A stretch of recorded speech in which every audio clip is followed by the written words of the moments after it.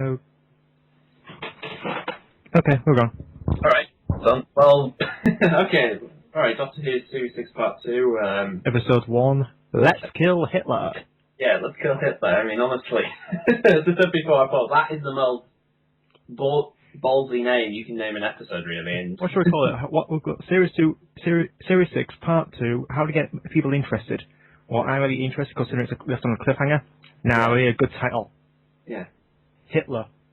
Yeah, we need to get Hitler in there. I mean, what else? Well, killing him. Yeah. Oh, that's something we've never done in Doctor Who. Let's kill Hitler. That'll get their attention. Yeah. Okay. Yeah. Although it quickly turns out it's not really about trying to kill Hitler whatsoever, is it? Well, it's a wordplay. It's a wordplay again. It's not a literal term. No, it isn't. I mean, it is again pulling the audience. It's not really about Hitler. It's something pretty much something completely different. But Yeah, like the Doctor's wife. Yeah, I think we have to learn a lesson now. Is that whenever they name an episode, it's probably never going to mean what it really means, or in a literal sense. So that's the main thing we probably have to learn from now on. They opened up with a crop circle, which was... Yeah. I thought going through, like, yeah, they're making a crop circle, aren't they? Yeah, I think that's an interesting way, because I just thought, surely they'll just start with, they crash into Hitler's bunker, and then that's all the episode. Like, no, we're in a field, they're doing crop circles, trying to write a message to the doctor. Like, okay, that's threw me off. Yeah. Then you have some random girl popping out, holding another doctor, say, take me back in time, and then you go, alright, this is getting somewhere. Then we have the whole history with her and Amy, and that's like, alright, this is going somewhere. Stephen Moffat, you really know how to pull the audience. You make it say one thing, but you do something different. Yeah, it's just that within 10 minutes, within those first 10 minutes episodes, like, and we'll go talk about the fact that it goes straight into, like, I don't know, can't remember that guy's name now, Granins or whatever. Yeah. We get a robot of little people. Yeah, we got a robot little people. It kind of reminds me, what's that? It's an Eddie Murphy movie. There is an Eddie Murphy movie. Yeah. With millions of controlling a little body. And I know there was a Beano comic that was about supposedly all the, I think it was called the Nervings or something, like they were supposed to be controlling this kid's mind and abilities, and whenever they get anything wrong, obviously that causes embarrassment and hijinks galore. But I was surprised. It's remember that Eddie Murphy movie. It's like, okay, we've gone from a character who leaves a bad impression and I don't like to a what the fuck moment with jellyfish. Yeah, exactly. With jellyfish. Robot with jellyfish. Yeah, that's things. Yeah. You didn't look any good at all. Well, it was different. Not really look intimidating, but the fact is, it looks like jellyfish to me. Yeah, they do look like mechanical jellyfish. That's the best way of saying it. Yeah. Yeah. I was the thing that surprised me is how this robot transforms into other people, because it actually reminds me a lot of you've heard of a game called XCOM. I mean, yeah, I've heard of it, but I haven't played it. All I know is from that FPS remake. Yeah. Or installment. Yeah, exactly. Well, to put it bluntly, I mean, it's the thing Spoonie keeps shouting out, "Betrayal!" because it's so different from what it used to be. But the funny thing is, I remember one of the trailers, there's a scene where a man comes right up to you and then suddenly they start transforming, and it's almost the same style with kind of millions of blocks sort of changing type thing. It's a bit difficult to really say. It actually reminds me, do you remember in Revenge of the Falls, that girl transforming, sort of like the way it transforms? Oh, that, yeah. Yeah, similar to that, basically. When I saw it, I thought, yeah, this is kind of like Transformers. Yeah, I'm saying the way that it changes from one person to the other, it's pretty much the same way they did it in Revenge of the Fallen with that girl, at least. So, just visually, that's surprising. I mean, you never know what the mill are going to do. And you can clearly tell they spend a lot of money on just little things, but they keep the best money for the best bits, I guess. Yeah. One thing I'm actually glad is that Rory's character is a bit different now. Yeah. He just punches Hitler in the face. Yeah, I mean, I think anybody would get a chance to punch Hitler in the face. That's the strangest thing, because they really don't do anything with Hitler in this story whatsoever. Yeah, much. Put Hitler in the cupboard. Yeah, just put him in a cupboard. I was like, well, how do we keep him out of the story? It's like, well, just put him in a cupboard. I mean, I bet some people will look at this episode and say, oh, it was a bit of a shame. They didn't really do anything with Hitler, or didn't do anything to change history. It's like, I bet you this may come back to haunt the Doctor later on. Yeah. Because I do remember there was another trailer with Winston Churchill holding a gun at someone. You don't see who it is, but I'm pretty sure it has something to do with what he did in Berlin during the whole incident. So I'm not counting out the fact that just the fact, all right, we put Hitler in the cupboard, but don't think he's just going to forget this easily. No. You know, he's going to be really annoyed, and he's wanting to find out who the hell this man is and what's that blue box for. Yeah, we've still got a few mysteries of the previous 4 series, like Series 4, Shakespeare Code. For some reason, the Doctor is an enemy of Elizabeth I. Yeah. That's still been answered yet. No, they haven't done that yet, although I don't know whether they will do that, but that's up in the air, really. Yeah. Unless it happened during that time the Doctor was on holiday during the specials. Oh, yeah. Yeah. Maybe, we don't know. I mean, the Doctor's life, I mean, let's face it, he's bound to annoy someone through history anyway. So, let's face it, he's made a lot of friends, but he's made a lot more enemies, probably. Yeah, but now the big reveal about what's going with the main story of this episode. Yeah, it's the beginning of River Song. Literally, that's pretty much the whole story in a nutshell, really. Yeah. Mel becomes River Song. Yeah. Most people go, okay, wait a minute. It's like, okay, wait a minute. All right, I get it. All right, the baby is River Song, and this girl, who's meant to be Amy's best friend all through her life, is actually her child. But all that stuff is like, wait, what? That's going to really put people off. Just figuring, wait, where is this going? Then she says, oh, last time I did this, I was a child in New York. Yeah, exactly. I mean, we never got an answer to that. It just ended on that fact, oh, shit, there's another Time Lord. It's like, oh, no, wait, now we know. Now we know it is Melody Pond, and she regenerated in River Song. Yeah. And the funny enough, we don't, obviously she regenerated, but the question is, okay, how did she get from New York from the 1920s all the way to, not the 20s, the 60s, wasn't it? Yeah. The 60s. How did you get from there to, I guess, the mid-90s, where obviously Amy was being grown up, I guess?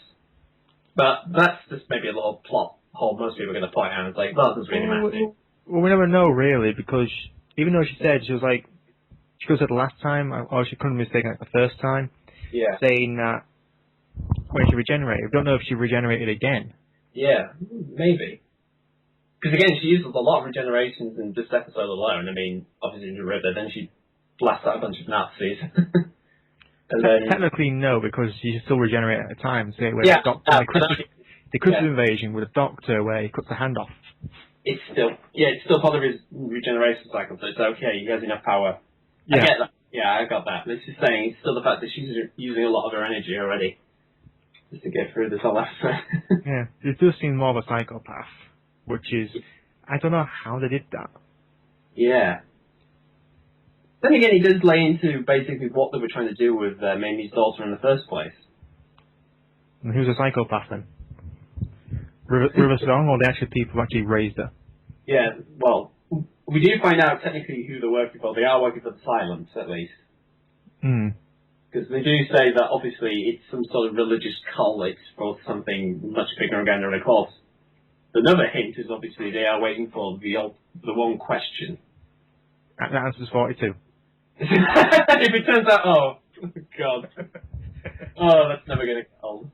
Someone asks a question. What's the ultimate question? I'm just gonna say 42. Everyone's gonna say 42.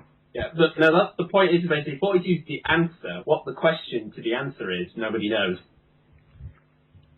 I think two funny things with Hitchhiker. One, someone asked Douglas at a convention once about, all right, what's 42? Does it have a symbolic meaning or stuff? And I think at that point he just got so sick and tired of everybody asking 42, and I think in the end, I think it was Terry Jones who said, should I answer it for him? And he said, yeah. It's like, it's a funny number. That's why. There's no reason. He just thought it was funny.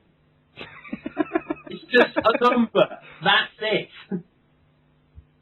That was it. And the other part, again, in the story of Hitchhiker, they do try to find out, okay, what's the question, or why is the answer 42? And one person basically says, well, the question and the answer can never be in the same place. So the question exists in one universe when the answer exists in another universe. So that pretty much stops it there. They can't be together. Anyway, Doctor Who. Back to Doctor Who. Right back to Doctor Who. Yeah. I think the overall episode didn't really have that much into it. It's like a lot of dialogue. Yeah, I would actually say this episode was. At first, I was thinking, I don't know which way it was going to go. Was it going to be fairly serious? Was it going to be light-hearted? Was it going to be silly in a bad way or silly in an okay way? Mm.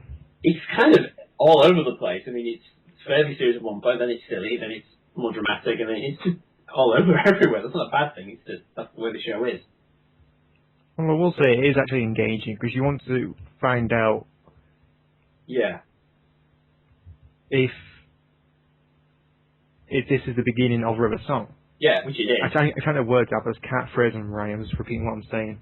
Yeah, it's funny because Stephen Moffat has said that he will tell the story of River's song. You know, it isn't going to be sort of, oh, we'll set something up, and if we're lucky, we'll finish it off, or it'll be a poor payoff. It's like, no, we're getting the payoff now. Yeah, like I said, the doctor died on 22nd of May, wasn't it? Yeah, I think it was. 22nd of May 2011. I bet Americans are going to go, no, the 23rd! Yeah. Well, excuse me! Yeah. I'm sorry, it's just that all the broadcasting dates in now. Yeah, I know, that's still up.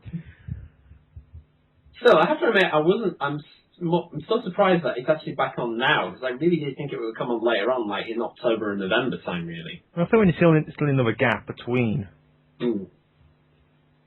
So, we've got 6 episodes, so 1, 2, 3, 4, 5. The 1st of October, so we've got at least just over 2 months before the Christmas special. Yeah. Well, people say, oh, that's pretty bad. Well, considering this, would you rather have 7 episodes, then 7 and 6 episodes spread across the entire year, or 13 episodes in one go and spend 7 months waiting for the episode? Waiting for the entire series to start up again. Yeah. I think it's better this way. I will actually think the actual ratings for this, how many views we get the episode is going to be pretty high. Yeah. Well, today's not been a very good day for weather-wise, so most people have been stuck at home. This is the only thing been on TV that's worth watching. Yeah, exactly. I think, again, part of the reason they did this split up was because there was less views last year because everybody was going outside for the summer and all that stuff and all the good weather. So, yeah, they want to make sure they get everybody in as much as they can. Because over the past week, it has been raining quite a lot. Yeah. I'm not surprised. They actually planned it out. They planned it out. I think Stephen Moffat's psychic. Stephen Moffat is a genius. He doesn't really let it out that much. He just does it was kind of, think about it. It was kind of dismal when Series 6 first aired. For 7 weeks, it was actually pretty good. Then we got a load of sunshine, really boiling heat waves. Yeah. Now the rain's come back, got the Who's back on. Yeah. That's just genius. Yeah, that's just, good timing. That really is good timing. Yeah. I've always said Britain's weather never does what it's told to do, but I guess it's Stephen Moffat said so. I guess it does what it wants. That's one thing about the other Easter egg we actually got. The previous companions. Yeah, that thing. The whole. It's because bring someone I like. Rose, guilt. Martha, more guilt. Donna, even more guilt. Someone's life I haven't ruined yet. I'm surprised you said that. Little Amelia. I could have brought up a past companion like Joe Grant. Maybe. I mean, it would have been nice if they had Elizabeth Slaton just as a quick. Yeah, that would have been a good nod. Yeah, a quick nod. Yeah. Again, I don't know how they would do that because they probably have to have a line saying, oh, sometimes I miss her or something like that, or say something like I should meet up with her another time, and then if they're smart in this series, they may actually have a scene where they actually probably go back to a house or sort of just overlook knowing that she's gone or something. This is a nice little thing because I know with the Sarah Jane Adventures, here's the thing. But it's actually coming back this year because she did film some episodes before she died, and they are going to show them. And I'm pretty sure they're probably going to finish off the series with maybe, I don't know, all 3 of the kids remembering her and all that stuff, and maybe Matt Smith may come in or something. I don't know. Possibly.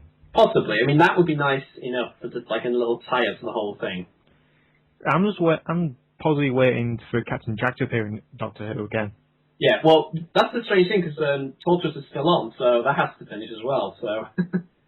the case of we'll see what happens with Torchwood and then see if they leave it in a place where he can come back yet. That's possible. Yeah.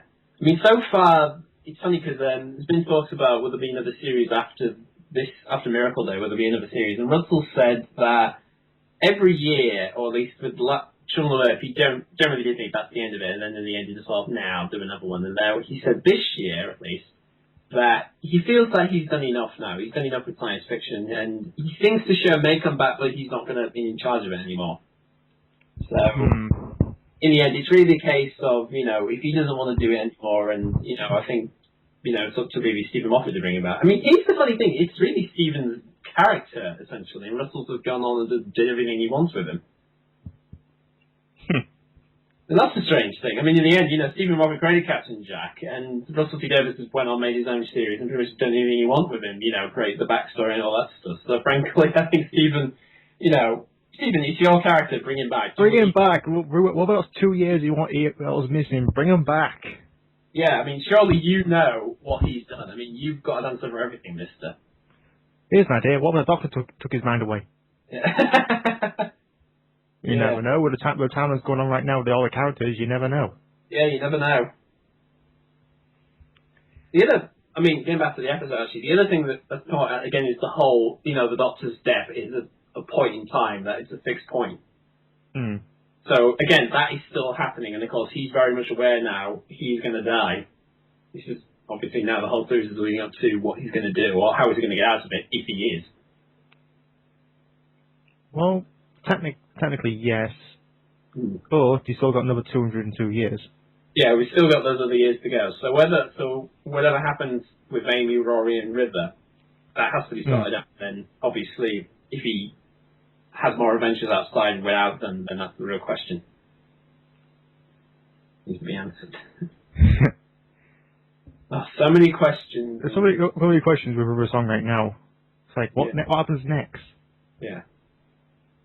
Well, at least we know, at least at this point, we know, obviously, this is where she becomes an archaeologist. She gets the little blue book. So, that's all done and dusted. It's really, like I've been saying to you, is really River Song's story is this, the first time we see her is the last time the Doctor ever meets her, and really, the story from now on is basically all the other things in between, from the beginning, the middle, and of course, when possibly she leaves her parents and obviously goes off to death in the end. Mm. So again, it is a lot to do, and I think it's a big thing to do, especially with a show like this, because you can easily mess it up. You can easily try to answer all these things. It's never going to be what people think it is. Although the way it's giving me a headache right now, and I've got the Metal Gear Solid history in my head. So, oh god, the Metal Gear. Well, just to put the Metal Gear series in a nutshell, it's basically, look, you play a character named Solid Snake, you got to stop some people trying to have a machine called Metal Gear trying to destroy the Earth, or take over it. That's basically it. Everything else is just salad dressing. Yeah, they keep changing it ever so often. Yeah, but essentially, you go in there, stop these guys, evil giant robot. That's essentially it. Still a good game, though. Yeah, it's still a good game. I haven't heard much about the Metal Gear Rising game yet, have we? No, I forgot about that. I was focused on Metal Gear Solid HD. Oh, right. I bet. That's why, because they put that out so it keeps people off Metal Gear Rising. Crafty people, they always do that.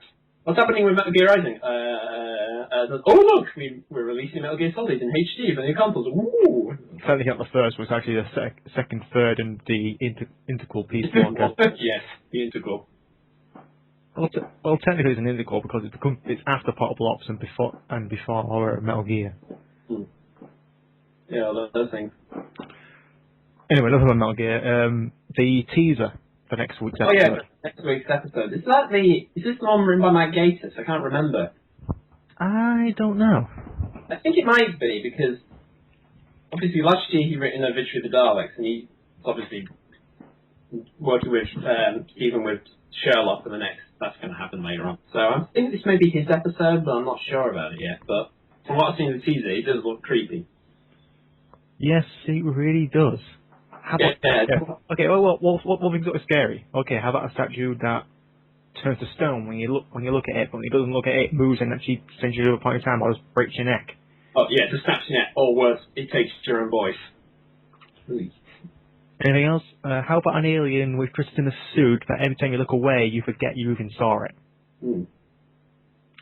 Anything else that's scary? How about reenact the poltergeist? Yeah. Yeah. But instead of actually a poltergeist possessing toys and whatnot, these things actually are real.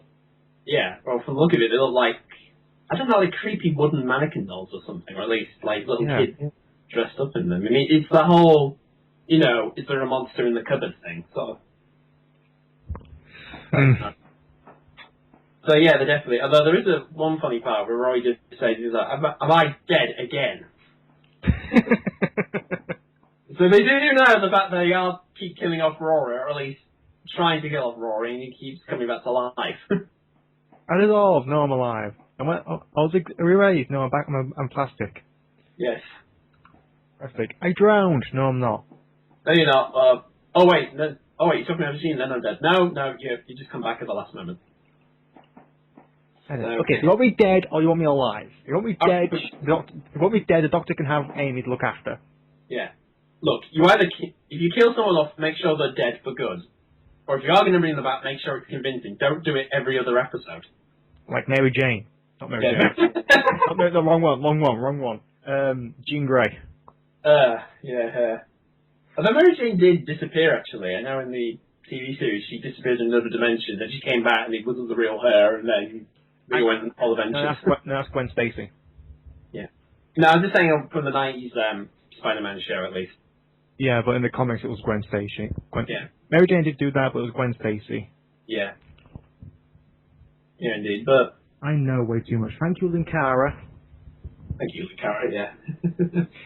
Can we please have SPD History of Power Rangers, please? Another one. I'm waiting for it. I actually quite like that series. Alright, well, how many more... Well, alright, how many have you done so far? Up to Dino Thunder, that's 12 seasons. Right, so how many more have you got left up to at least Samurai? 6. Right. So, you haven't got... SPD, Mystic Force, Operation Overdrive, Jungle Fury, RPM, and Samurai. Right. Yeah. So, we're nearly... So, he's not got that far to go at least. No, but he's still got to watch them all. Oh, yeah, definitely. I think his Samurai ones will come quite quick because he has got the footage and I think he has been writing the notes while he's been watching them. Well, undoubtedly, because it's the most recent one of the whole series. So, there's not too much you can say, so it's probably going to be fairly quick or to the point. Yeah, so far it's actually pretty good, but it still has a kid vibe in it. Yeah. Then again, I haven't really bothered watching Power Rangers in years, so I can't really say. I'm going to force you to watch an episode of Samurai. Alright. Yeah, anyway, well, back to... I think that's it for a review now, except, well, I'm looking forward to next week. I've got something to look forward to on Saturdays now. Yeah. So yeah, I mean, overall, this episode was definitely... All I have to say it briefly, it was holy fucking shit. It was a holy ill fucking shit because you didn't know what the hell was going to happen. Yeah, you think one thing's going to happen and a lot of other things happen instead. So, they really have kicked off this series in a big bang again, so... There's no stopping it. There is no stopping it whatsoever. So, thumbs up or thumbs down? Oh, easily thumbs up at least. Great, thumbs up. Unless I rewatch it and then have second thoughts, but overall, for now, wait for DVD release. Yeah, then we can properly have a, full proper discussion. Well, I'll get the DVD. You'll slap on your Sky Plus. On tape. I've actually just put all the episodes on tape now, so I've actually just rewatched The Good Man Goes to War since it was first aired, so I kind of forgot a lot of things about that. So it was a good point to sort of, alright, let's get my memory back. What actually happened throughout the rest of the series. Yeah. There's a lot of OMG moments, really. Yeah, there is a lot of, oh my god. Okay, and stopping now.